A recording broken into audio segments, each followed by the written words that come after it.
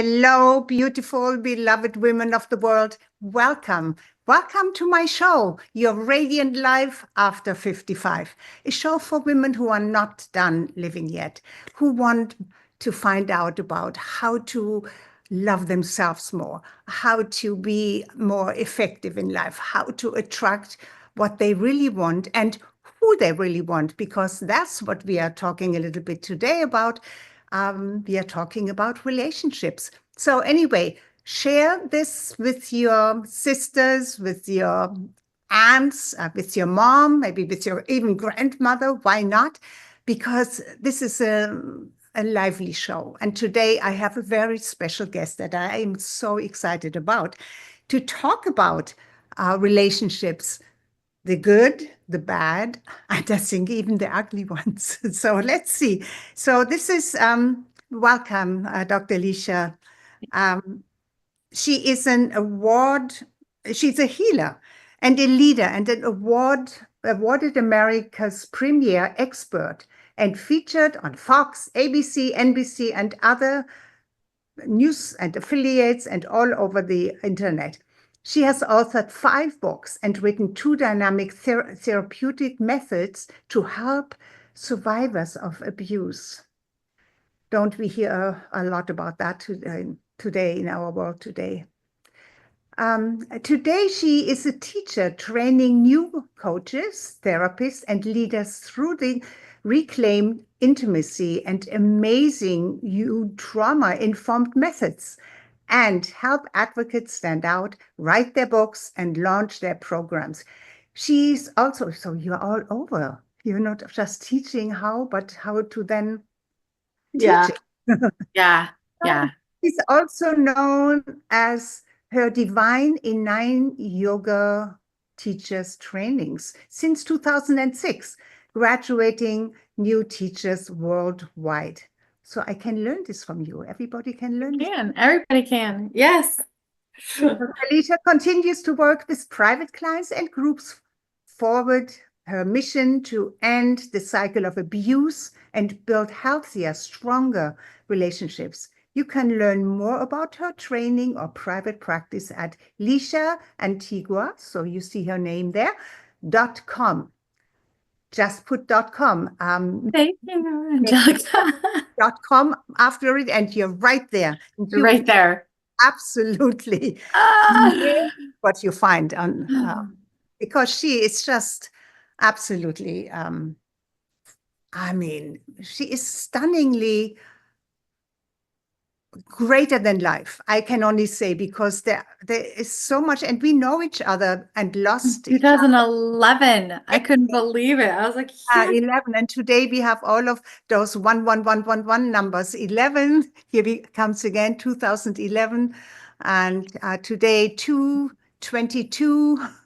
And I saw my watch at 2:22 today, that time, and my son's birthday. So it's an amazing day today. An amazing day. Good portal day, good energy. I woke up with energy for the first time in about a month today. I was like, oh, things have shifted. Things are good. And we're going to be talking about refreshing and renewing relationships today. And, there's a lot of people that are waking up saying, I don't want to be in this toxic cycle anymore. I don't want somebody treating me the way that they treated me anymore. I don't want to be hidden anymore. And leaving. And the average age that women are leaving and admitting sexual abuse, childhood abuse, is actually 55. I didn't know if you knew that, but the actual age of first, like, wow, that happened to me and now I'm coming out and I'm going to stand up for myself, is 55 years old. Oh my goodness, that means they already went through all of this. And then menopause is really at the height of it. And then they are leaving or are left, or they are leaving. They're leaving, or they're admitting that they were abused, right? Yeah. Kind of waking up to it and being like, this was normalized. This way of treating me like I'm not enough or less than, right? And I'm not happy, or I have to give up my happiness for his happiness or a relationship or a status. That is all like coming forth, and we're like rebirthing. And the statistics say the average age of disclosure Hmm. was 55. It's happening younger because we're talking about it as a society now. But 55 was that like kind of, it's the great awakening for us women. Yes. I always thought it was after 40, but it's sometimes you wake up in stages. And I guess when you really are ready to make to have the courage and the insight and the certainty that this is not acceptable anymore and what you want instead, that's the process. We usually don't know this when we are young. So Mhm. from that point of view, I can very much understand it, that it's 50. Yeah. Yeah. And so often, I mean, when for couples, it's I think women grow faster and change more than men. Kind of the old picture of the male sitting on a rock and just looking to see if any danger is coming, and going out to hunt for or for food, bring that home. Mhm. While women have always been involved in everything else, and everything else is so money. I mean, there's so many um, not only different things, but so many levels of all of the other things, rearing children, the cooking, the probably getting the medicine, the herbs and the gathering and all of this. Women have usually done that and kept the tribe together, Yeah, community. exactly. And hormonally, we go through so many different shifts and changes, not only monthly, right? But Yeah. then we have our childbearing years, and then we have perimenopause, and we have menopause, and then we have everything else going in between it, right? And we don't have that stability in understanding it really because we've been gaslit around it, and men have been in charge of our healthcare. They still are. Actually, they've lost charge of our healthcare, and in the United States anyway, they're trying to reclaim charge of our healthcare when Mm. they have no idea what it's like to be with a woman. And so that's why a lot of women, I think, kind of go, ooh, and we get through menopause. I'm 49, so almost 50, and through the change, and we wake up and we're like, oh,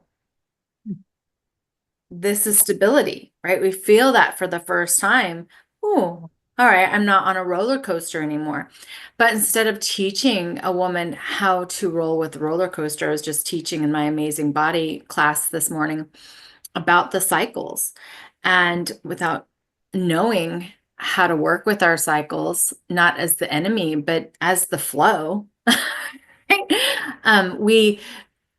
we just are subject to them. We're subject to that. And that in itself, I think, is really a form of gaslighting from the world, saying, hey, this isn't, of course it's right to have fluctuations and we get to move with our emotions. But if you're not emotionally intelligent, you weren't allowed to know that about yourself, then you don't know that's directly tied to your hormones.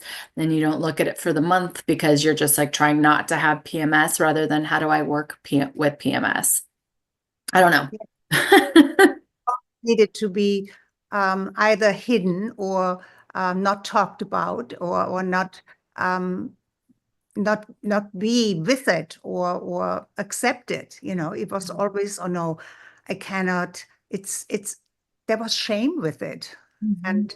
And I mean, you're much younger, but and especially when I at the time that I was in that nunnery, the Ursuline nuns, the mother house of the Ursuline nuns. Um, uh, well, it was a boarding school. It was more than a boarding school. We were not prepared to become nuns, but we were just put into what they believed girls should be, should look like, should express, be able to express. So we were nothing. We were dirt, you know. Mhm. Everything was sinful. We couldn't even look at ourselves Mhm. naked. We had Yeah. to keep our bloomers and that singlet on when we had a bath. So that Mhm. we cannot, I mean, it's just unbelievable what has happened. And this was me, here I am today. And and and in many traditions, a lot of that is still very much alike, very much alive. Yeah. But the female is rising, and females are waking up. I mean, the whole world is waking up. Men are waking up as well. Those who want to, um, who allow their female energies inside to have a place to be a partner with the evolving and the birth of the ultimate power, which is really the female power. Gaia is female, right? Our Mother Earth. We're the creators. We are the 222 portal, right? We are that central line. We are the incubator. We are all of that as a female energy. And we're the grounding, the homing, the grounding, the negative, not in like positive negative sense of like rights and wrongs, but negative in the sense of the grounding tool for an outlet, right? An energy outlet. We are that. And we've been gaslit, we've been held down. And ultimately, like you expressed, what's keeping us from those beautiful, vibrant relationships for most of us, if we're never taught how to have a good relationship with ourselves, Right. even what to eat and what our body is supposed to look like or not look like, and unattainable appearances or unattainable weights for a lot of women, right, have kept us in this place of not being enough, which means that we'll attract people as creator beings that don't see us as enough. So how do we see ourselves as enough? How does this shift and get out of the relationship where you're looking for that relationship or that man or even a woman, but that man saying, "Oh, you're beautiful and you're enough and I'm going to take care of you," and all of that stuff. When you're not looking for that on the outside and you come with that on the inside, that's the relationship where that ultimate partner can show up. But so often we're trained, like you were in school, not to look at ourselves, not to feel like sexual and sensual beings, to separate ourselves from that way. And if you rebel against that, most of the time, or at least my clients, go to the opposite. And that's what we're seeing in the world today, right? Where it's not respected, it's not honored, it's not beautiful. We're not only looking at ourselves, but we're objectifying ourselves, right, in society, and allowing that to happen in society. And what that does is take away from our strength, where we have this beautiful path that we can walk down in the middle that is okay, looking at ourselves and not shaming ourselves and standing in our worth, and also not acting out as if it's a great rebellion, right? Like, I'm gonna own my body and I'm gonna show it to the world. And like, so there's not hyper or hyper. Oh, there's It's just like it. beautiful sensuality that we get to take and we get to heal within ourselves. And I think now the world is waking up and saying, okay, let's heal this so we can respect the female, so we can respect femininity, we can respect the mother again, and not have to be enslaved to be respected. And like we were, and my grandmother was anyway. And my mom thought that she needed to be until she rebelled. And at the same time, not have to do everything on our own, because we're Right. not supposed to do everything on our own.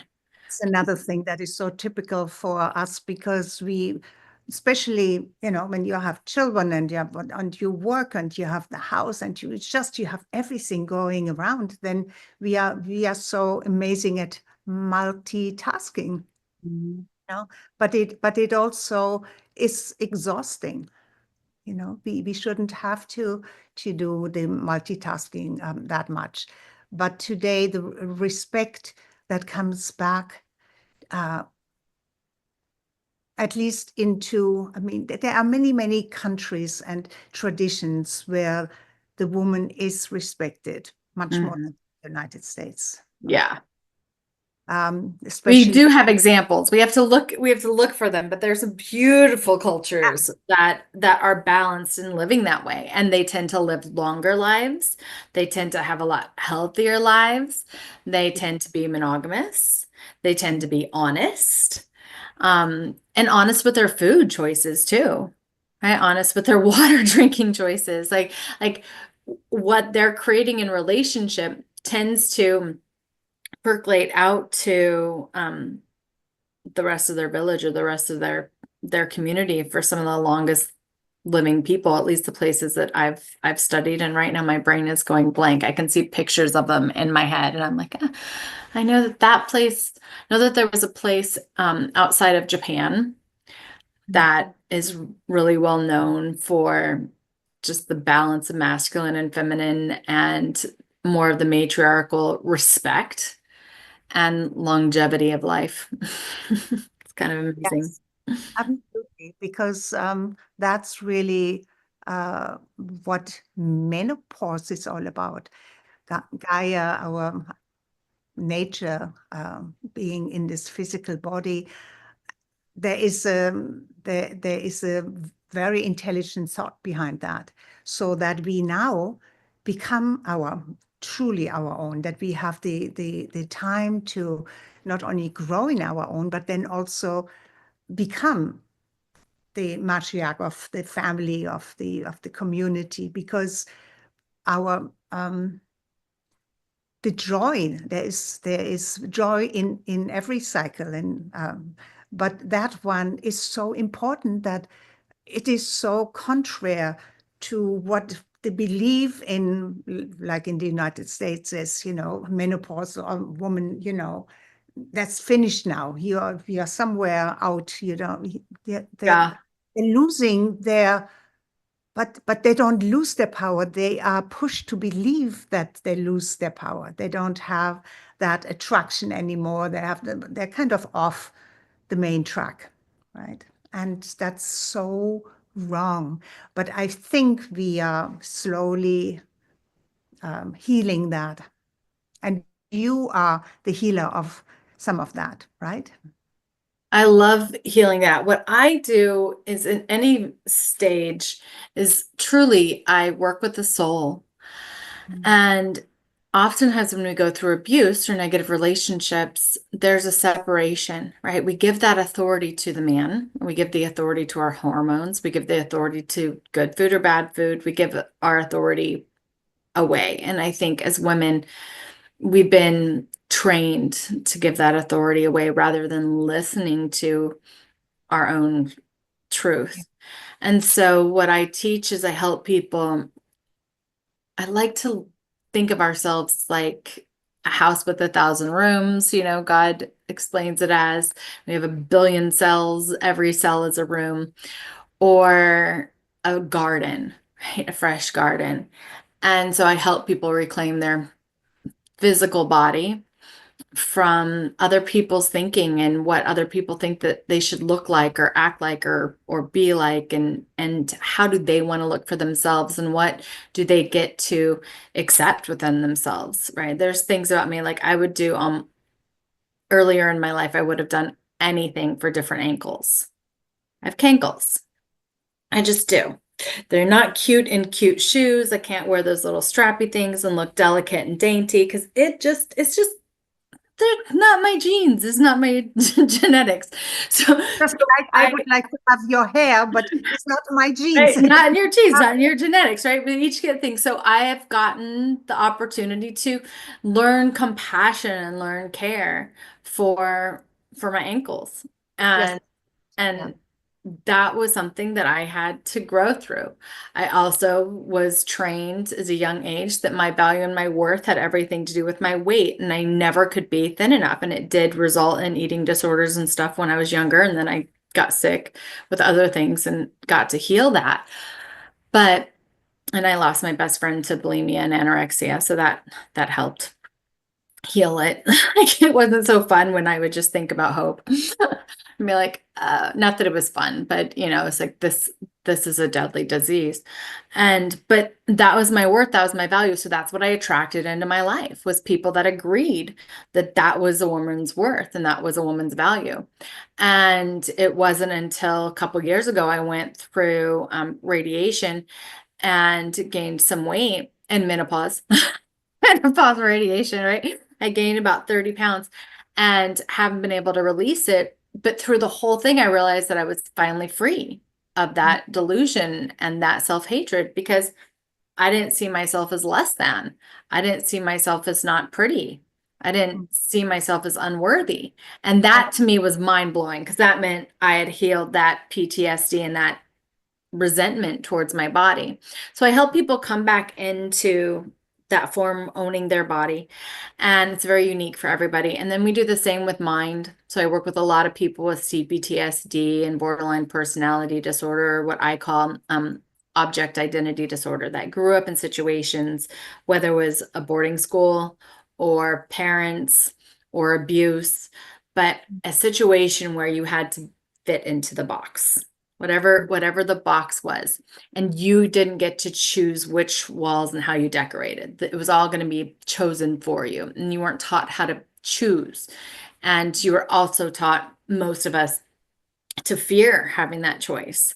And so we're always looking outside of ourselves for the answers, trying to not get it wrong, a lot of perfectionism.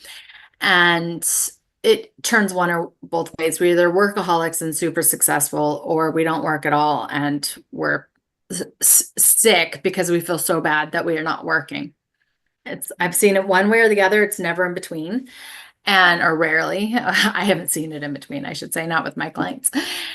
And so getting out of that, retraining your brain so you get out of the box, so you have thoughts, you can take care of your own thoughts. And we do the same thing for emotions and learning your emotions, because we're taught not to feel a certain way, not to act a certain way, right? Don't look at that. Don't feel that way. Be just so, forks from the outside in, right? Whatever you were taught and however you were taught that etiquette in life, we want to be able to choose our etiquette and how we feel, and not go numb and not need to cover it, and how to just roll with the feelings. And that might mean some days you just lay in bed and you cry. Other days you're up and you're exploring the world and things are fantastic. Neither of those days are wrong. Neither of those days make you a bad person or you egotistical and better than everybody, or you miserable and not as good as everybody, right? Those two extremes. And so many of us like fluctuate between those extremes rather than finding this humility and clarity in between with our emotions, and that's all emotions. And then I also teach how to manage our energy, right? So we are repelling what we're supposed to repel and attracting what we're supposed to attract. Doesn't mean that we always agree with it, because sometimes I'd really want to attract other things that than what I am attracting, and I have to look at that and go, why? Like, what's stuck in me? Is that even mine? And process it out. Some people think, oh, well, if I'm a good person, then everything is going to go good for me and nothing bad will ever happen to me. And that's just not how it works. There's plenty of bad people with a lot of blessings in their life that other people would be like, and there's a lot of really great people that are homeless or working in a nunnery or doing something else, right? That has nothing to do with outward anything. No, is what I'm learning. Soul chooses different experiences for a certain lifetime to understand and to grow. Probably, I believe the ultimate goal of the soul is to through the body to expand the ability to love more. I agree. Yeah. So I just help people get their soiled. I see that as our like conscious tool set that we're all given. You have yours, I have mine, but they're all the same and totally different, right? Same basic structure, totally different insides. And then call back in their soul essence, that so often this what I call ego is those parts of ourselves that get false dominion here on the planet. When we go through trauma, the soul gets kind of saved first, and the soul bounces out of the body or deep inside. So some people, we found their souls like tucked behind their belly or tucked deep into a corner of their heart, and they're Mm. just there. And these people tend to be very really good at manifesting things on the planet, really good with money, great at creating stuff here, but not very great at connecting with God and source. A lot of them are atheists. They just don't really believe in energy, even though they are it, right? And so, but they've been hiding out here, and they don't know those deeper expansions because their ego body, their physical, how hard they can work, their mental, how smart they are, their emotional, what they can move and manipulate energy and motion, and their magnetic field, that exterior interior authority, has tucked them away and saved them and done a pretty good job. Then we have other people that, sorry, that are out. Yeah, let me just Yeah, interject here. So what is going to happen to those people? Because the world is shifting. That's not going to be sustainable, right? That whole attitude. yeah, And what is going to happen to them? Can they break free from that? I mean, you are the healer. absolutely. Yeah. But they get to start seeing themselves as they're not their body, they're not their mind, they're not all their accolades or what they did or how many shows they're on or books they wrote or businesses they have, myself included, right? And they are a different essence, that they have a consciousness. And from that they build, it's easier for them actually to heal, in all honesty, than the other. And I'll explain this as quickly as I can, but it's easier for them once they realize that and they're open to at least energy. You can call God whatever you want to call God. And they realize that there's something within them that isn't physical, that isn't mental, that isn't emotional, that isn't this vibrational field. And then when that part of them is able to come out, their higher self, their soul self comes out, then it can take authority. And they already have trust in their physical body. They already have trust in their mental mind. They already have trust in their emotions. Oftentimes, if they're connected with their emotions, usually we got to get them connected there. And they have trust in the world. Oftentimes, like they know how to manipulate the world, they know how to get what they want out of the world. Yeah, they have done the material, the lower Mhm. frequency before, so that's how to handle all of that, and it's it's an art, and it's amazing too when you can do that, and if you Yeah. can once use this and apply it to a higher purpose and a higher energy and frequency, that's And amazing. once you're connected there, you can't unlearn it, right? So then they go, oh, there's something bigger. I'm part of something bigger. So the other thing that happens if you don't go inside and you're not tucked in here, I call these people, their biggest learning is that they're emotional, they are energetic, they are spiritual beings having a human experience, right? That's what these guys got to learn. But if you're like me, then you went poof and you were up here and you're looking down at a body. Your memories might be kind of down here.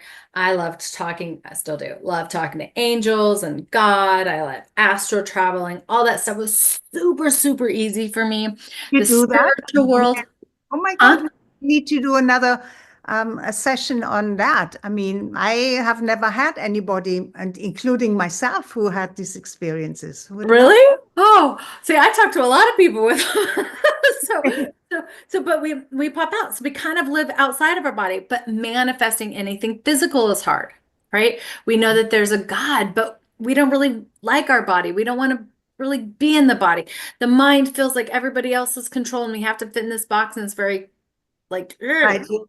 It's so wonderful not to care about money, not to care about these things that are But so they do care because we all have to eat, important. right? And they Yes. all have to do things, and they haven't mastered that, but they almost demonize it, right? Some of them are taken care of and things work out, but others aren't. Like I was always taken care of somehow, some way, like things always worked out for me. But But eventually, I was 21, I got cancer. And different things happened to me to keep pulling me into my body. Pay attention to your body, pay attention to here. It's not all out in the world, right? I had some of those gifts in 2016 kind of stripped from me in a way that was very much like, oh, my identity just left. I was this magical being like floating around, like reading people, like, hello. And then all of a sudden it was like gone. And I was like, Wow. what did I do wrong? What did I do wrong? And they're like, nothing. But you get to learn Yeah. how to be in your body. This is your body and you're denying it. This is your mind and you're denying it. These are your emotions. Stop trying to make yourself feel better and try to fix things and instead learn how to use them. I knew the Yeah. etheric field.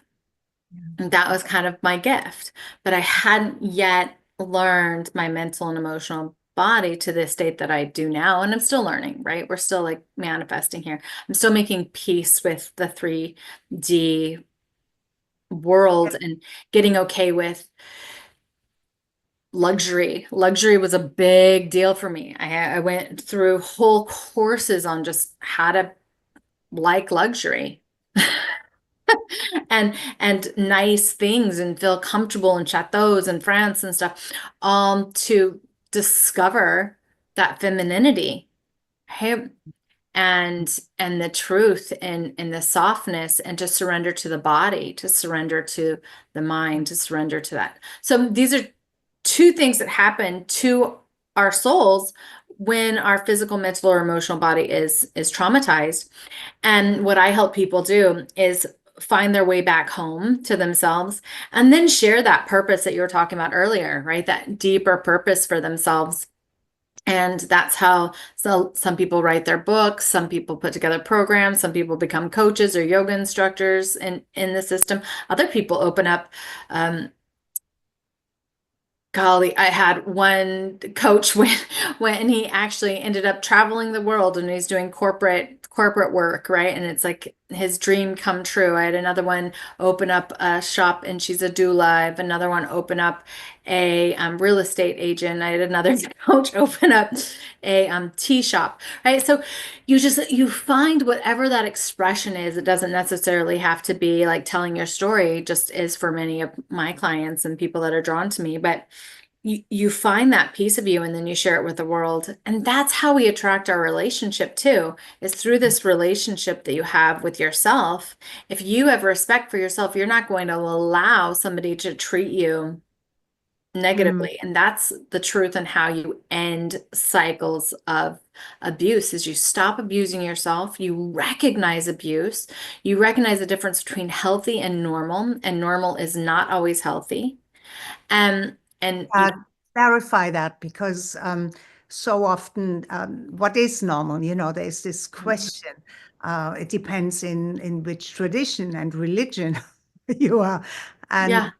other things as well. But purely normal, when both the male and the female are equally celebrated, cherished, have do this beautiful dance, this celestial dance, almost with the perfect male and female. I mean, there is so much joy and beauty in that.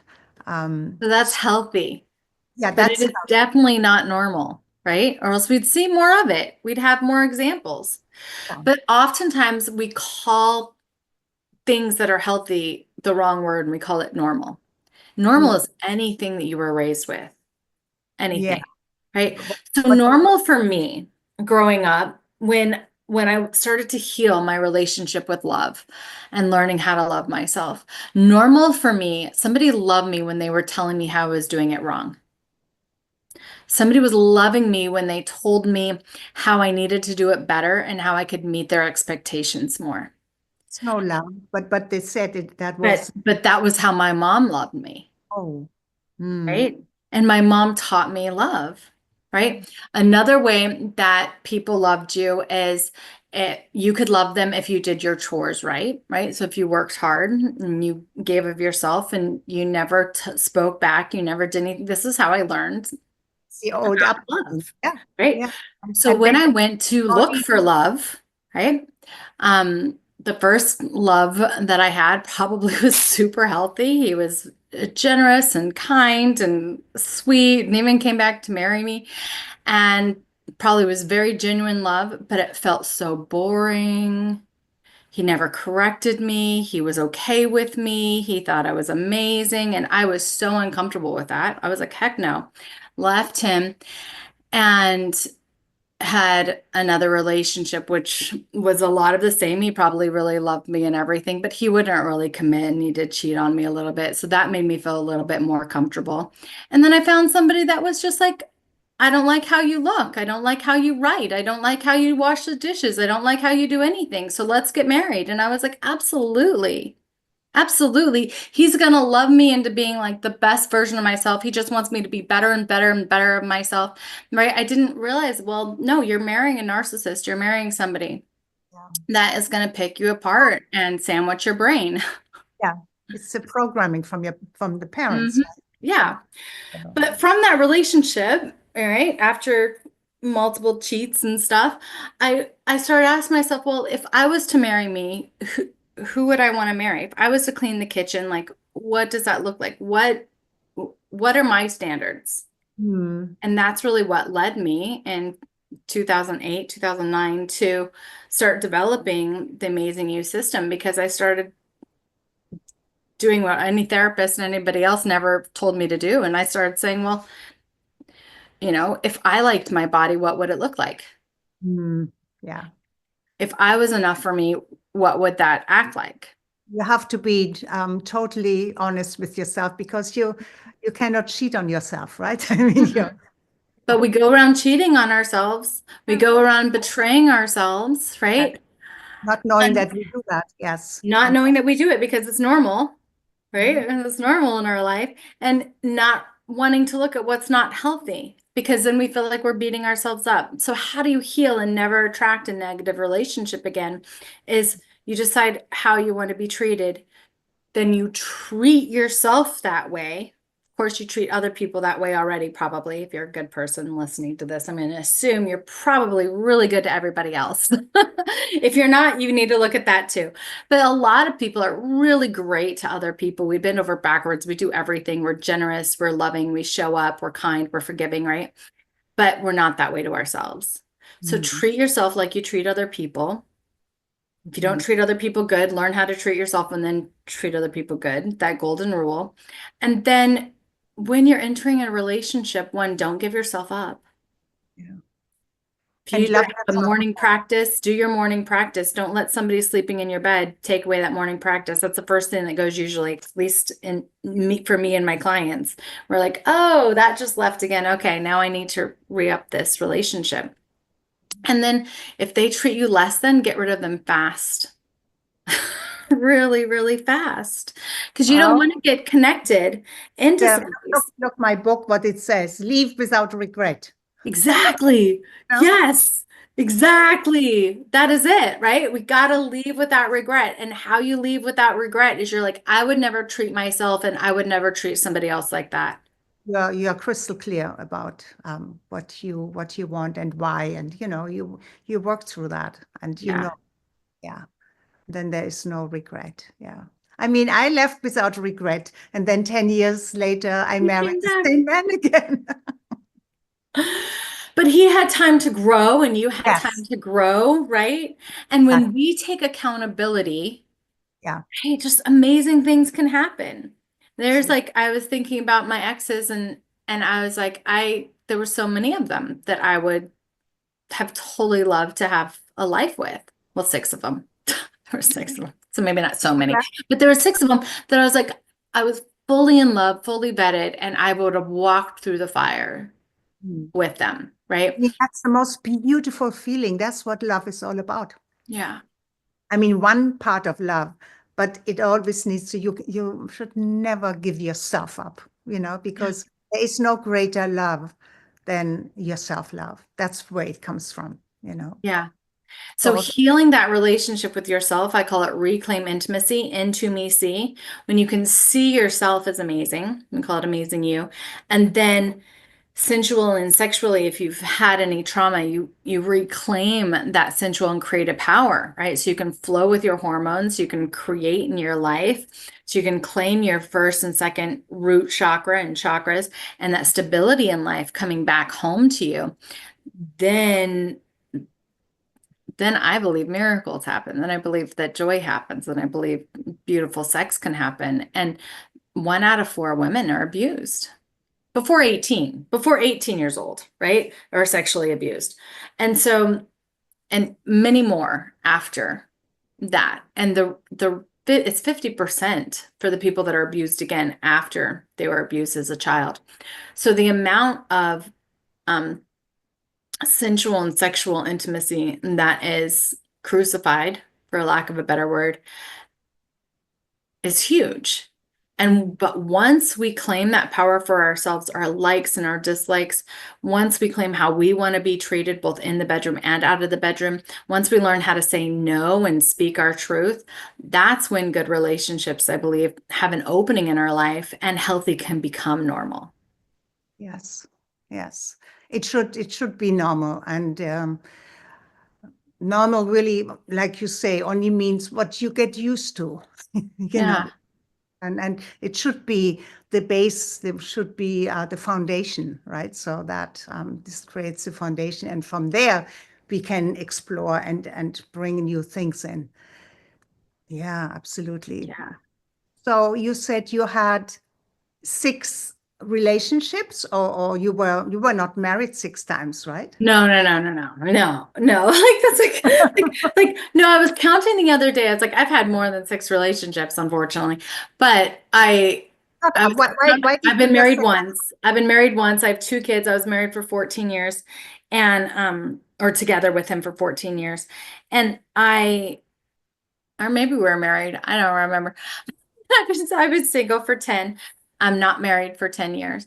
And what I realized, I was counting the other day, I'm like, how many of these relationships, how many of these men have I truly, when I look back, it wasn't a fling, it wasn't, I'm learning somebody, it wasn't hanging out, like people I was really invested in, people I really, really loved. That how many times has my heart been broken, basically? How many times did I give it up and how many times has my heart been broken? And I that? came up with 6. Yeah. And I'm still friends with a couple of them, and I'm acquaintances with others, and have kids with one. Not all of the relationships were healthy, but I'd say only 2 weren't, Mm. right?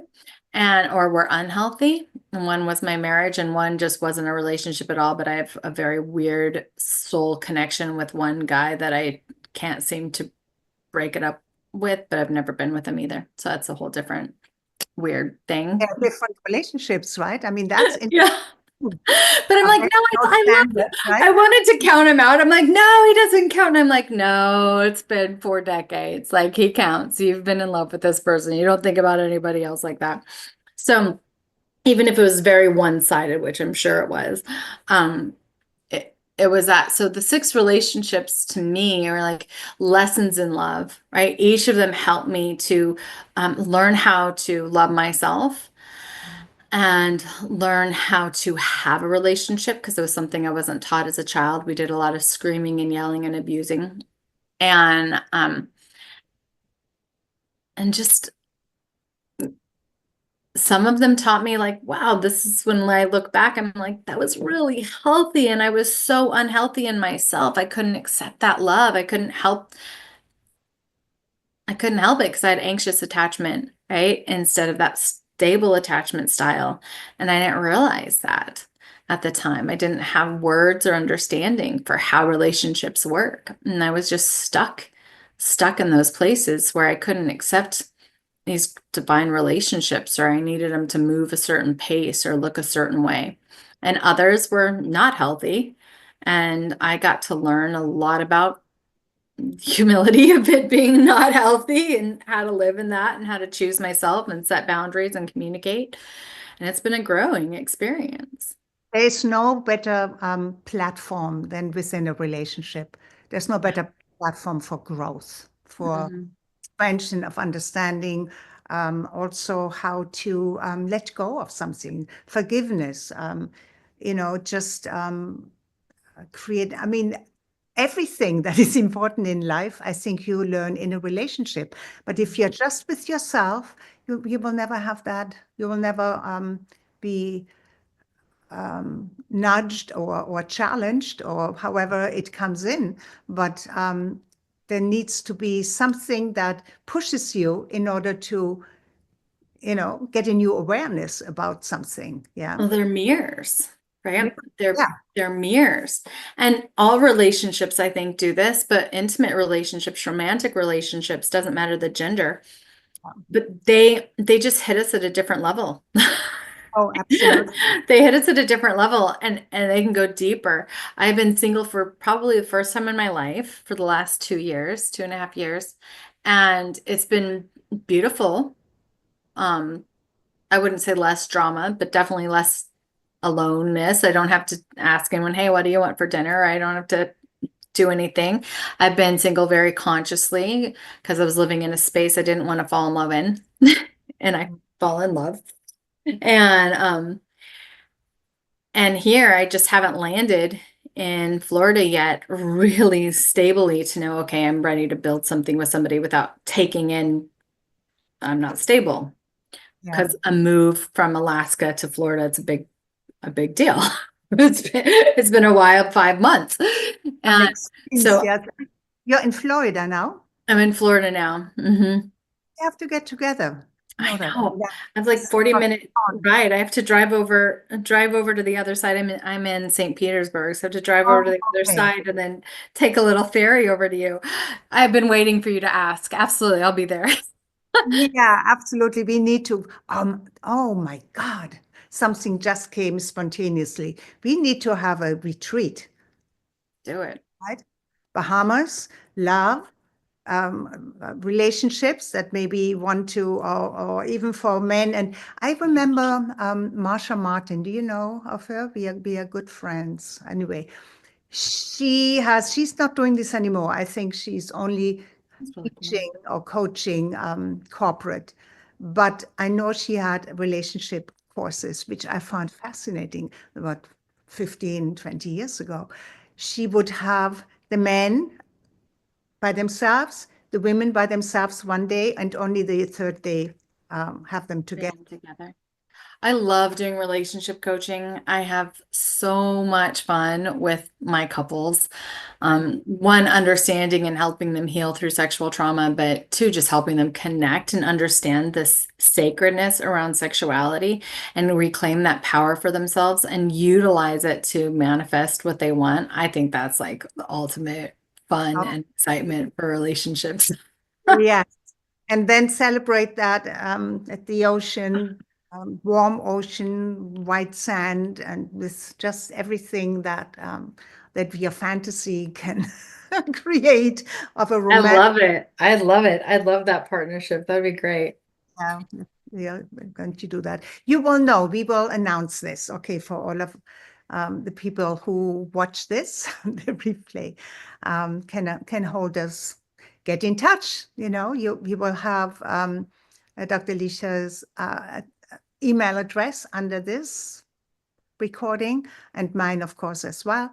And yeah, get in touch with us. Yeah.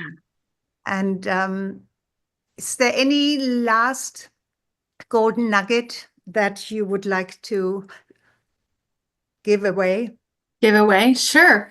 So I have actually a course called Reclaim Intimacy. So if you're interested in healing, Same intimacy. Okay, yeah, that's interested in how healing the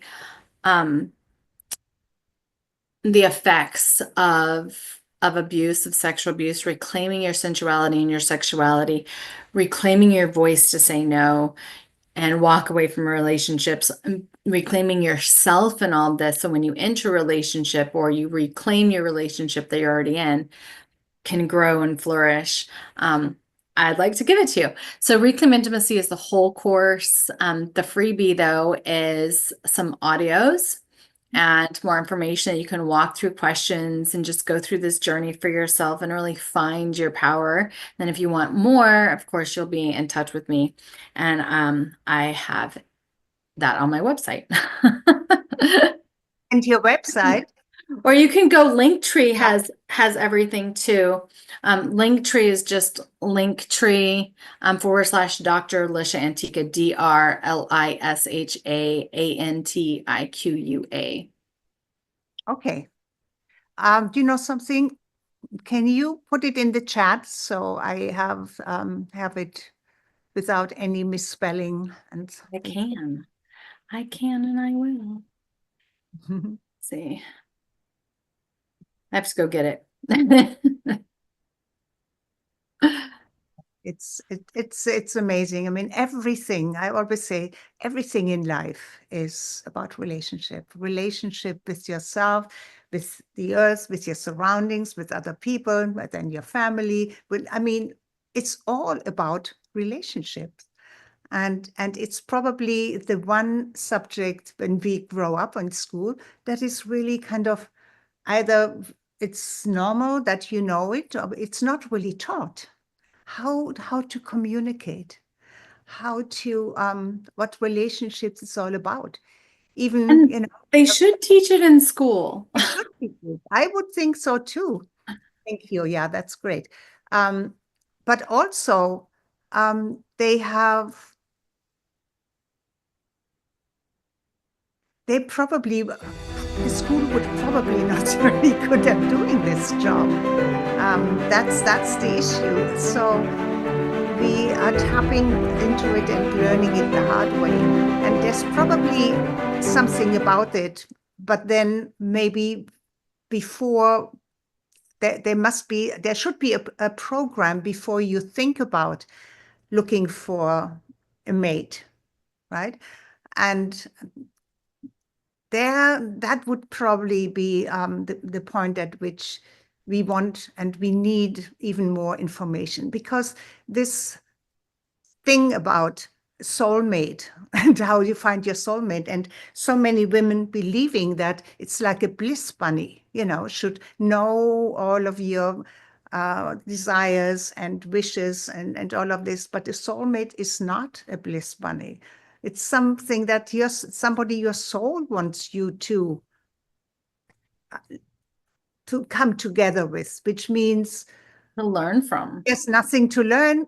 Maybe in the second or third marriage, if you're old and you have done everything, maybe then you find somebody, nothing to learn anymore, just to sit in Well, this. I want to learn freedom. I want to learn complete bliss, Yeah, right? I want to learn about traveling the world.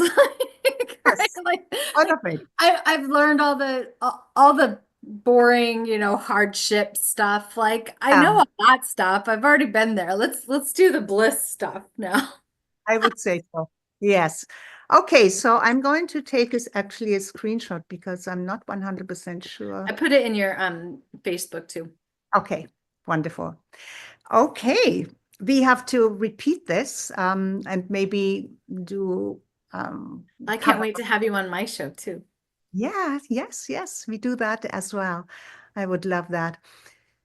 Thank you so much, Dr. Lisha. You have been inspiring and exciting and eye-opening, and I think there are so many things that somebody says, oh, okay, and they can always get back and find you and make an appointment with you and get into the relationships with themselves and others in the best possible way, so that they enjoy life to the fullest. Yeah. Absolutely. Thank you so much for having me on. Thank everybody for listening. It's wonderful. It's so Yeah. great to be back in touch. And share it with your friends, and Yes. can profit from this. I think almost every woman does. Okay. Bye-bye for now. Thank you so much. Thank you.